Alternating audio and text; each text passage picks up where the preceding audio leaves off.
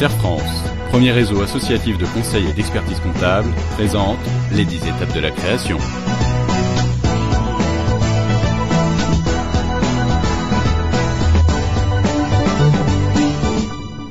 Salut, moi c'est Julien. J'ai suivi vos conseils et je viens juste de terminer mon étude de marché. Maintenant, on me dit que je dois réaliser une étude prévisionnelle financière.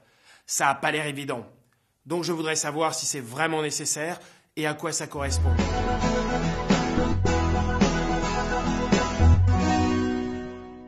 Ne vous inquiétez pas, Julien, c'est plus simple qu'il n'y paraît.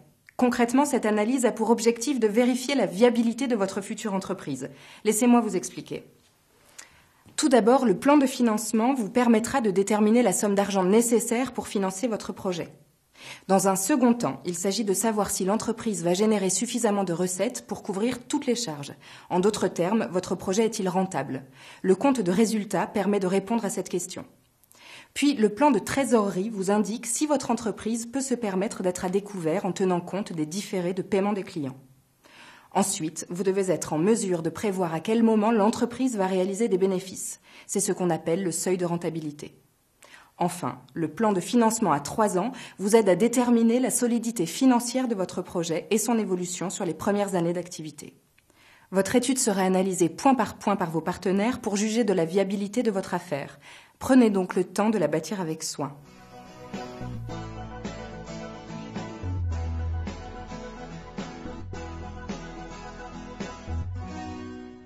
C'est plus clair en effet. Mais bon, je suis pas comptable. Vous pouvez détailler un peu s'il vous plaît ? Pas de panique, Julien. En fait, tout ceci est une affaire de bon sens.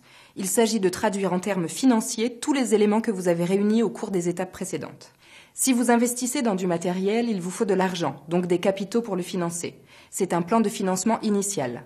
Ensuite, votre entreprise va générer des charges, électricité, fourniture, déplacement. Donc votre chiffre d'affaires doit être suffisant pour les couvrir et rémunérer votre travail. C'est la base même du compte de résultat et du seuil de rentabilité. Cette rubrique du site est justement faite pour vous. Elle vous guide pas à pas dans la réalisation de votre étude prévisionnelle. D'autre part, de nombreux organismes sont présents pour vous aider.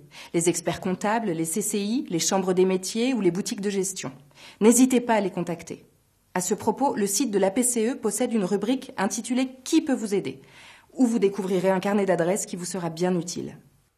Tout à l'heure, vous m'avez parlé de documents pour présenter mon projet à d'éventuels partenaires. Avez-vous un exemple ou une trame à me donner ? Bien sûr. Notre boîte à outils propose un modèle de dossier de création d'entreprise à télécharger sur votre ordinateur, puis à compléter. Il s'agit en fait d'un plan d'affaires appelé également business plan.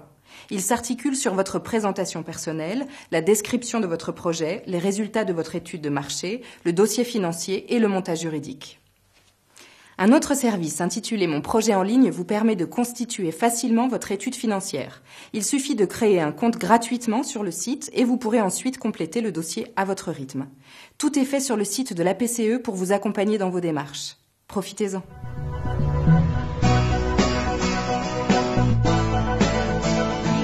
Serre France, partenaire de la création d'entreprise.